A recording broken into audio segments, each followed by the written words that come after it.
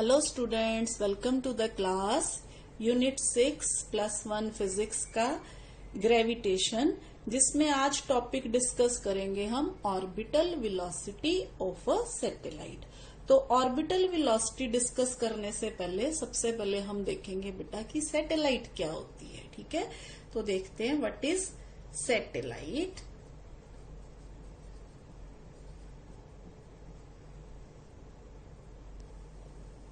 जी बेटा, what is a satellite? A satellite is a body which is revolving continuously in an orbit around a comparatively much larger body. तो इसको बोलते हैं हम satellite. जैसे बेटा सन है जो, उसके आसपास बहुत सारे प्लैनेट्स जो हैं वो रिवॉल्व करते रहते हैं। तो ये सारे क्या है बेटा, सन की सैटेलाइट्स हैं। इसी तरह से अर्थ के आसपास जो है वो मून रिवॉल्व करता रहता है, तो मून क्या है, अर्थ की सैटेलाइट है। ठीक है, इसी तरह से बेटा जुपिटर जो है, जुपिटर के आसपास 63 सैटेलाइट्स जो है वो रिवॉल्व करते हैं ऑलवेज। इसी तरह से बेटा सैटर्न प्लैनेट है जो, उसके आसपास 62 जो है सैटेलाइट्स वो रिवॉल्व करती रहती हैं ऑलवेज। तो ये तो हो गए बेटा सारे, इन सारी सैटेलाइट्स को जो नेचुरली रिवॉल्व करते रहते हैं इनको हम बोलते हैं बेटा नेचुरल सैटेलाइट्स। तो ये तो सारी होंगी बेटा नेचुरल सैटेलाइट्स। तो नेचुरल सैटेलाइट्स के बाद हम देखते हैं आर्टिफिशियल सैटेलाइट्स। तो आर्टिफिशियल सैटेलाइट्स क्या होती है, जिस तरह से बेटा नेचुरल सैटेलाइट्स रिवॉल्व करती रहती है हेवनली बॉडीज के आसपास, उसी तरह से मैन मेड सैटेलाइट्स या आर्टिफिशियल सैटेलाइट्स भी होती हैं। जैसे जैसे ह्यूमन बीइंग जो है उन्होंने टेक्नोलॉजी में तरक्की की, तो उसने क्या करना शुरू कर दिया, सैटेलाइट्स जो है वो भेजनी शुरू कर दी अर्थ से। सबसे पहले बेटा रशिया कंट्री है जो, रशिया ने सैटेलाइट लॉन्च की थी 1957 में, और उसने उसका नाम रखा स्पुतनिक। ठीक है, तो ये सबसे पहली आर्टिफिशियल सैटेलाइट थी जो लॉन्च की गई थी अर्थ के आसपास ऑर्बिट में। इसके बाद बेटा बहुत सारे कंट्रीज जो थे उन्होंने अपनी कंट्रीब्यूशन दी। उसके बाद इंडिया भी इसी फील्ड में आया। इंडिया ने जो पहली सैटेलाइट लॉन्च की वो थी बेटा 1975 में, और वो थी आर्यभट्ट। ठीक है, आर्यभट्ट के बाद बेटा इंडिया ने बहुत सारी सैटेलाइट्स जो है लॉन्च की और कर भी रहा है, जिसमें हमने भास्कर, रोहिणी, एप्पल, इनसेट ए, इनसेट बी, ये सारे नाम जो हैं वो सुने हुए हैं। तो ये तो होगी बेटा आर्टिफिशियल सैटेलाइट्स।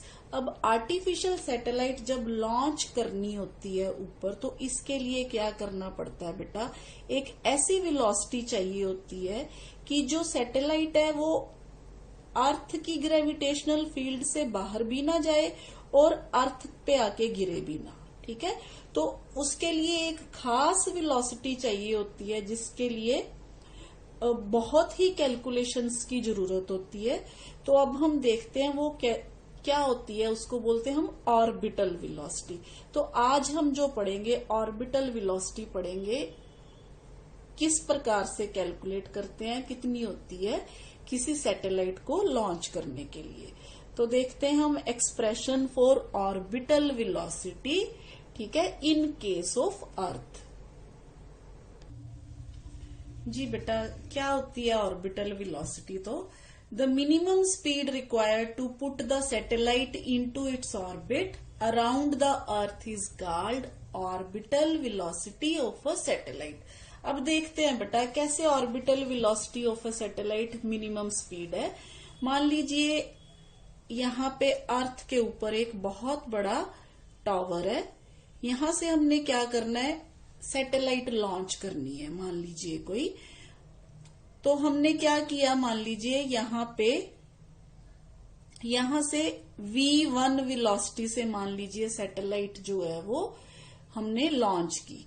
तो v1 वेलोसिटी से जब हम सैटेलाइट लॉन्च करेंगे, यहाँ मान लीजिए कोई ऑब्जेक्ट हमने या कोई बॉडी जो है हमने इस डायरेक्शन में फेंक दी तो ये क्या होगा, ड्यू टू ग्रेविटी ये अर्थ के सरफेस पे आके गिर जाएगी। ठीक है, अब मान लीजिए ये वेलोसिटी मैंने थोड़ी और इंक्रीज कर दी तो ये थोड़ी दूर जाके गिर जाएगी। ठीक है, अब मान लीजिए वेलोसिटी थोड़ी और इंक्रीज कर दी।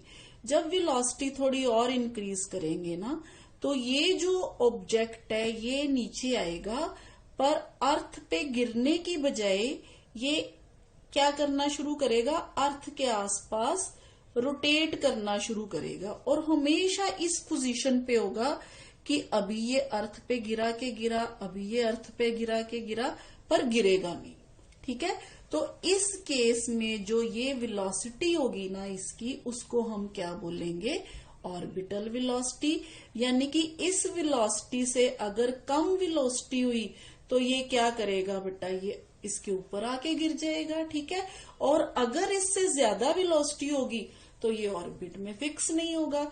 तो ये एक खास वेलोसिटी होती है जिसकी कैलकुलेशन करनी जो बहुत जरूरी है किसी भी सैटेलाइट को किसी ऑर्बिट में फिक्स करने के लिए, और इस तरह से फिक्स किया जाए कि ऑर्बिट में घूमे तो सैटेलाइट घूमती भी रहे और इसके साथ वो स्टेबल भी रहे। यानी कि ये नहीं है कि उसकी वेलोसिटी जो है वो थोड़ी देर के लिए ऑर्बिटल वेलोसिटी के हिसाब से रहे और फिर क्या हो जाए, चेंज हो जाए, ऐसा नहीं है। ऐसी वेलोसिटी जिससे क्या सैटेलाइट जो है स्टेबल पोजीशन में क्या करती रहे, अर्थ के आसपास रिवॉल्व करती रहे, वो वेलोसिटी जो है वो हमने फाइंड आउट करनी है, जिसको हम क्या नाम देते हैं, ऑर्बिटल वेलोसिटी। इसको हम VO से लिखते हैं। तो अब हम इसके लिए एक्सप्रेशन फाइंड आउट करते हैं इसके लिए ऑर्बिटल वेलोसिटी के लिए।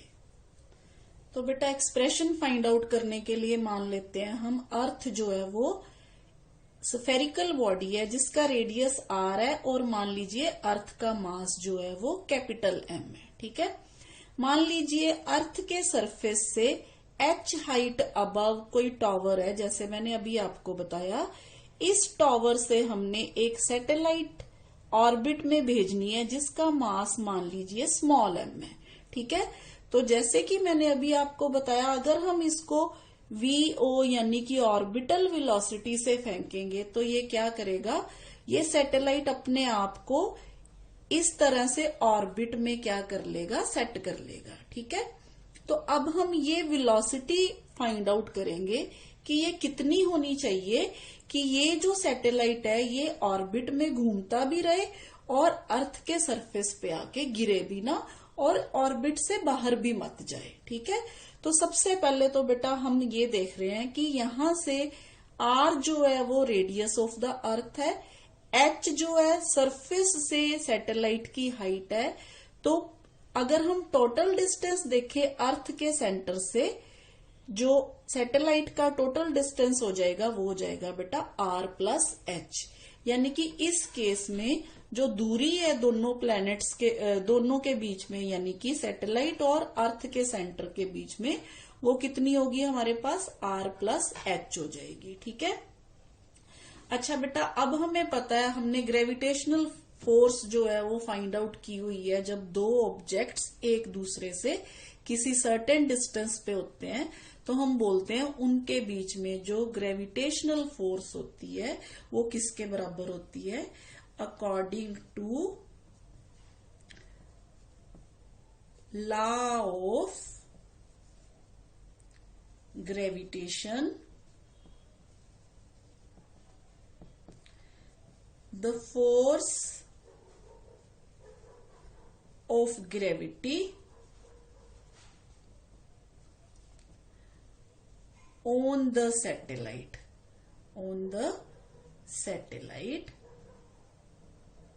किसके बराबर होगी बेटा, वो होगी F is equal to capital G mass of the earth, mass of the satellite divided by distance between the centre of the earth and the satellite. तो डिस्टेंस कितना बेटा, R+H का स्क्वायर। ठीक है, ये तो होगी बेटा ग्रेविटेशनल फोर्स।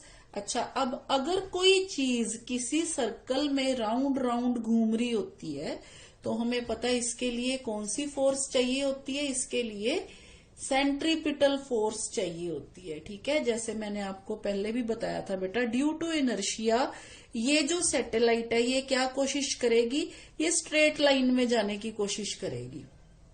इसकी क्या कोशिश होगी कि यहां से जब हम इसको लॉन्च करें तो यहां से ये इस प्रकार निकल जाए, पर कोई फोर्स ऐसी होगी जो इसकी मोशन को इस तरह से जाने की बजाय इस तरफ मोड़ ले, सेंटर की तरफ मोड़ ले। अब मान लीजिए ये यहाँ पे जब चली जाएगी तो ये यहाँ जाने की कोशिश करेगी, फिर कोई फोर्स इसको सेंटर की तरफ खींचेगी। ठीक है, इसी तरह से मान लीजिए ये घूमते घूमते यहाँ आ गई तो ये इधर को जाने की कोशिश करेगी, पर फिर एक फोर्स इसको इस तरफ खींचेगी, सेंटर की तरफ खींचेगी। अब ये कौन सी फोर्स होती है, ये होती है बेटा सेंट्रीपिटल फोर्स, जो कि सेंटर की तरफ जो है लगती है। ठीक है, तो ये सेंट्रीपिटल फोर्स अब कौन प्रोवाइड कर रहा है, ये सेंट्रीपिटल फोर्स ग्रेविटी प्रोवाइड कर रही है, यानी कि अर्थ की ग्रेविटेशनल फोर्स है ना जो, वो इसको यहां से शूट नहीं करने दे रही, यानी कि इसको यहां से बाहर नहीं जाने दे रही। ये सैटेलाइट चाहती है कि यहां से बाहर चली जाए, पर ग्रेविटी जो है इसको पुल करती है, ग्रेविटेशनल फोर्स जो है इसको अट्रैक्ट करती है सेंटर की तरफ। तो बेटा जो सेंट्रीपिटल फोर्स होती है उसके लिए फॉर्मूला क्या होता है, जो किसके लिए चाहिए होती है, इसको सर्कल में बनाए रखने के लिए। ठीक है, तो यहाँ पे हम लिखेंगे, तो बेटा the centripetal force required by the satellite to keep it in the orbit, वो क्या होगी बेटा, हमें पता है सेंट्रीपिटल फोर्स का फॉर्मूला होता है F is equal to mv² by r। Centripetal force जो होती है जो mv² बाय r के बराबर होती है। ठीक है, अब इस केस में हमने कहा वेलोसिटी ऑफ द सैटेलाइट जो है वो v नोड है। ठीक है, हमने वेलोसिटी सैटेलाइट की क्या मानी, ऑर्बिटल वेलोसिटी जो कि v नोड है, और r जो है वो हमने क्या माना, r प्लस h है, यानी कि हाइट जो है वो डिस्टेंस बिटवीन द, यानी कि जो जिस सर्कल में ये घूम रहा है ऑब्जेक्ट, उस सर्कल के सेंटर से इसकी दूरी कितनी है, r प्लस h है। तो हमारे पास यहाँ पे mv naught square by r plus h आ गया। ठीक है, अब जैसे कि मैंने आपको कहा कि ये दोनों फोर्सेस जो हैं ये प्रोवाइड करती है सेंट्रीपिटल फोर्स, यानी कि ये जो फोर्स है ग्रेविटी है, जो फोर्स ऑफ ग्रेविटी है, ये क्या प्रोवाइड करती है, सेंट्रीपिटल फोर्स प्रोवाइड करती है, ताकि जो सैटेलाइट है वो घूम सके ऑर्बिट में। तो इस केस में फिर क्या होगा, ये दोनों फोर्सेस एक दूसरे को बैलेंस करेंगी। ठीक है, तो हम कह सकते हैं इन इक्विलिब्रियम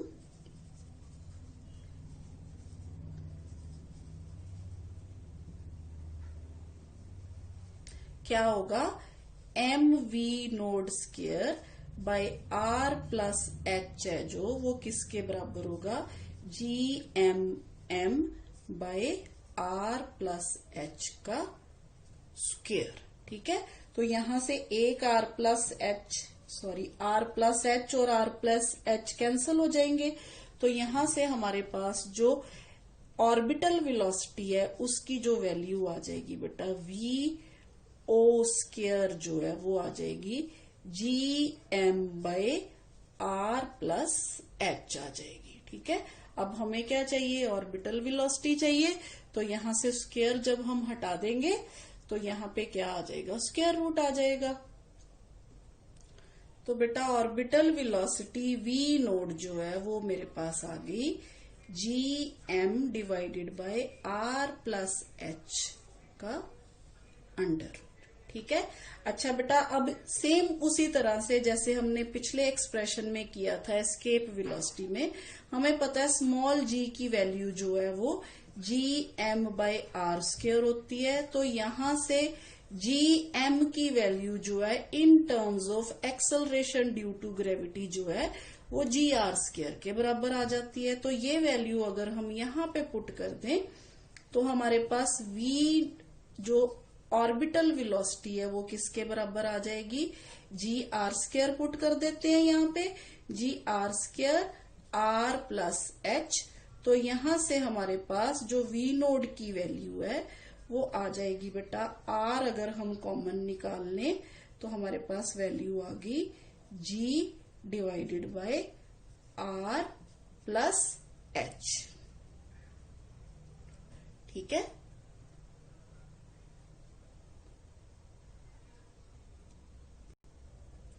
तो बेटा ये आ गई हमारे पास ऑर्बिटल वेलोसिटी की value in terms of radius, acceleration due to gravity and height above the earth surface. ठीक है, अब अगर हम मान लेते हैं बेटा कि सैटेलाइट जो है बहुत ही क्लोज रिवॉल्व कर रही है अर्थ के सरफेस से, तो उस केस में क्या होगा बेटा, जो हाइट है, ये वाली हाइट जो है वो हम रेडियस के कंपैरेटिवली क्या ले लेंगे, बहुत कम लेंगे। तो उस केस में हम मान लेंगे कि हाइट जो है वो ऑलमोस्ट 0 के बराबर है। ठीक है, तो हम यहां पे ये कह सकते हैं when the satellite revolves close to the earth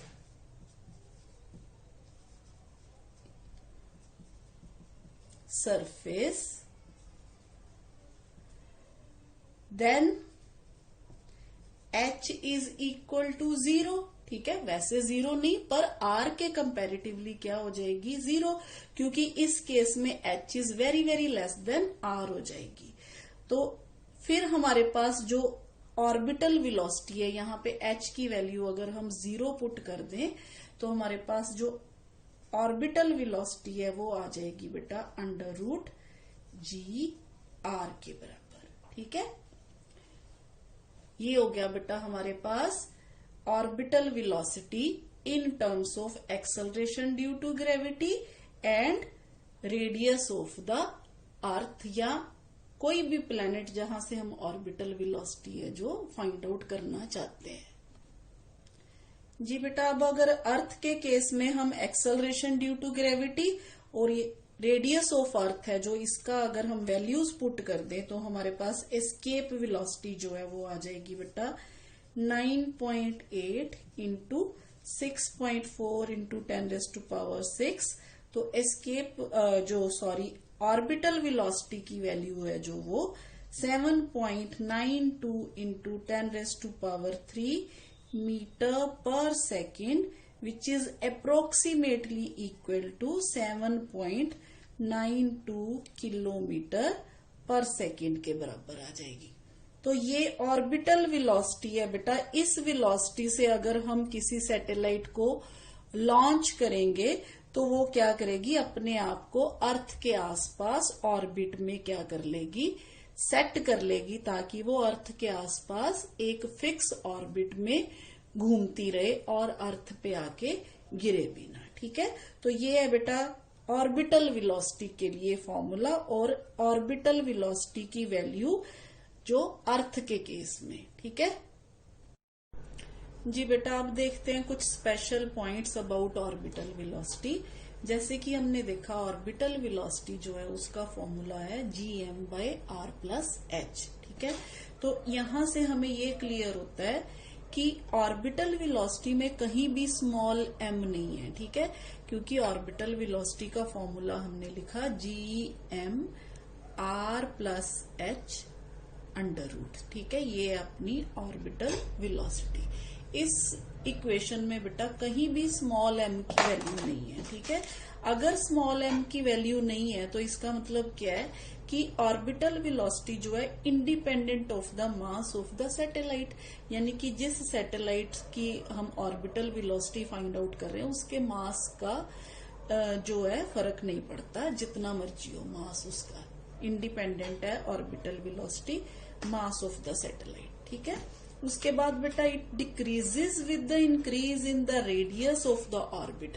radius of the orbit जैसे जैसे इंक्रीज होता है, यानी कि जैसे जैसे हाइट बढ़ती है, ऑर्बिट इंक्रीज करने का मतलब ये है कि अर्थ के सरफेस से हाइट ज्यादा होगी। ठीक है, यानी कि जैसे जैसे हाइट ज्यादा होती है ऑर्बिटल वेलोसिटी जो है वो डिक्रीज करती जाती है। ठीक है, इसके बाद depends upon the mass and radius of the planet about which satellite revolves.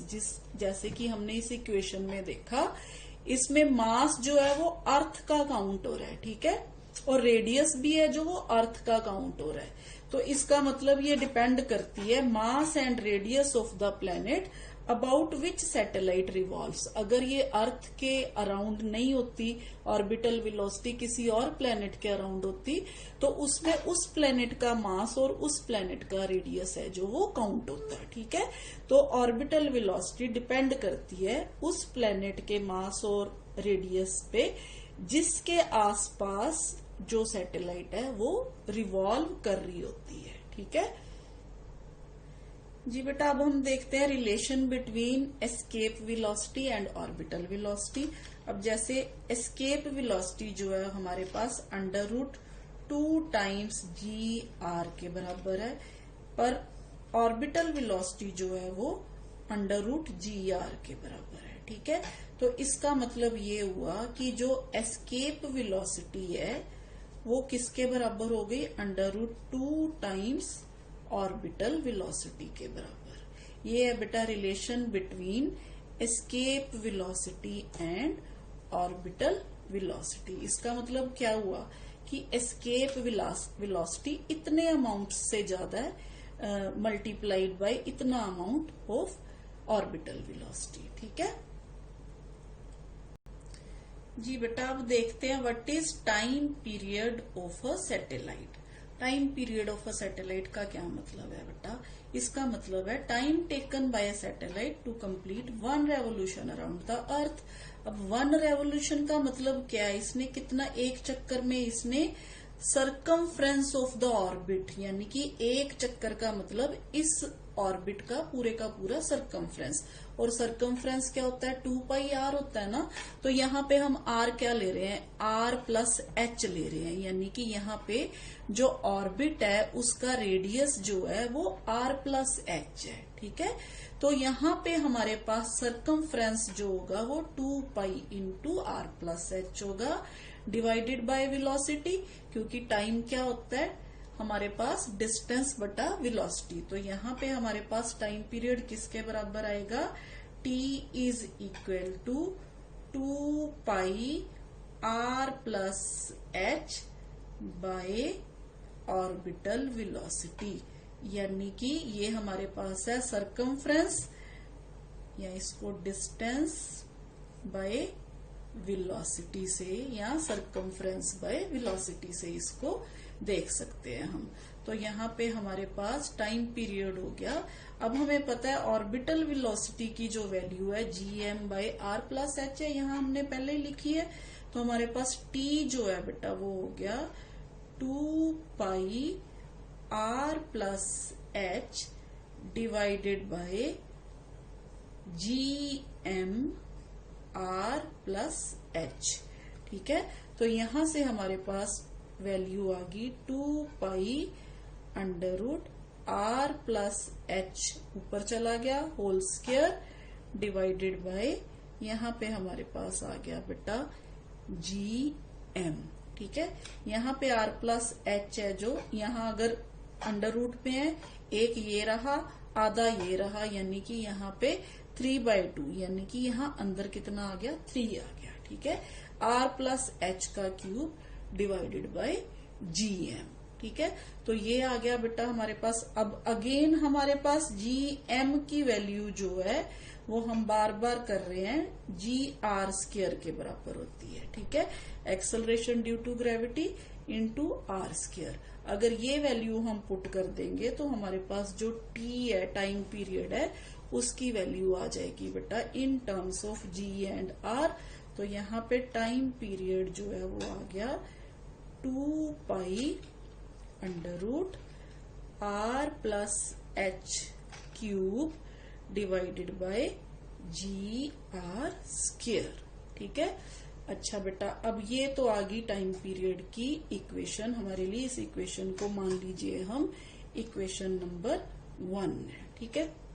अच्छा बेटा, जब हमने पहले भी ये डिस्कस किया कि जब सैटेलाइट सरफेस से बहुत पास घूम रही होती है, यानी कि जब h जो है वो अप्रोक्सीमेटली इज इक्वल टू 0 हो जाता है। ठीक है, यानी कि जब ऑर्बिट जो है वो छोटा होता है, जो सैटेलाइट है close to the surface of earth होती है, उस केस में हम h is equal to 0 put कर देते हैं। तो इसी तरह से हम जब h is equal to 0 put कर देंगे तो हमारे पास t की वैल्यू है जो वो आ जाएगी 2 पाई, यहाँ पे h0 पुट हो गया, r cube divided by ji R square, r cube G R square. तो यहां से आ गई 2 पाई r बाय जी। ठीक है, स्क्वायर और यहाँ ऊपर क्यूब एक कट हो गया। तो ये वैल्यू आ गई तब जब सैटेलाइट जो है close to the surface of earth होती है। ठीक है, अच्छा अगर हम इस इक्वेशन में अब g की वैल्यू और r की वैल्यू पुट कर दे तो देखिए क्या होगा बेटा। जी बेटा, जब हम इस इक्वेशन में r और g की वैल्यू पुट कर देंगे तो हमारे पास जो टाइम पीरियड है वो आ जाएगा 84.6 मिनट।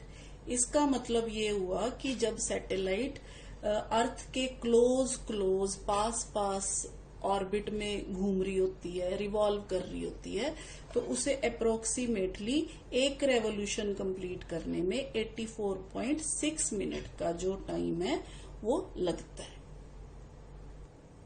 जी बेटा, अब हाइट ऑफ अ सैटेलाइट निकालने के लिए हम यही वाली इक्वेशन यूज करेंगे। इस इक्वेशन को अगर हम स्क्वायर कर देते हैं तो यहाँ पे आ जाएगा हमारे पास टी स्क्वायर और इस तरफ क्या आ जाएगा 4 पाई स्क्वायर, और ये जो अंडर रूट और स्क्वायर कैंसिल हो जाएगा, r plus h cube divided by ji r square आ गया। ठीक है, इस इक्वेशन से हमारे पास r प्लस एच क्यूब जो है वो आ जाएगा बेटा t square r square ji divided by 4 pi square. ठीक है, तो यहां से r प्लस एच की वैल्यू अलग कर लेते हैं, तो r प्लस एच जो है वो हमारे पास आ गया टी स्क्वायर r स्क्वायर जी बाय 4 पाई स्क्वायर, इसका 1/3 पावर हो गया। तो यहां से हम h की वैल्यू है जो वो निकाल लेंगे, h आ जाएगा हमारे पास, ये सेम वैल्यू ऐसे की ऐसे T square r square ji divided by 4 pi square 1/3 minus r। तो इस तरह से हम हाइट ऑफ अ सैटेलाइट जो है वो फाइंड आउट कर सकते हैं। जी बेटा, इसी तरह से एंगुलर मोमेंटम फाइंड आउट करने के लिए एंगुलर मोमेंटम क्या होता है हमारे पास, L is equal to mvr होता है। तो यहाँ पे m v की जगह ऑर्बिटल वेलोसिटी और r मीन्स ये वाला डिस्टेंस बेटा। अगेन इसको हम फॉर सिंप्लिसिटी इस जो वैल्यू है r प्लस एच को इसको हम स्मॉल r मान लेते हैं। ठीक है, तो यहाँ पे हमारे पास आ गया m as it is, orbital velocity की value g M by r plus h होती है, यहाँ पे हमने स्मॉल r मान लिया इंटू r। तो ये वैल्यू जो है आ गई बेटा हमारे पास जी एम, ये m अंदर चला गया, m स्क्वायर इंटू r के बराबर। ठीक है, तो ये आ गया बेटा हमारे पास एंगुलर मोमेंटम। अब हम फाइंड आउट करेंगे total energy of a satellite. What is total energy of a satellite? Total energy of a satellite. जी बेटा, टोटल एनर्जी पहले तो होती क्या है, हमने पहले भी ये किया है कि टोटल एनर्जी का मतलब है sum of kinetic energy and potential energy. ठीक है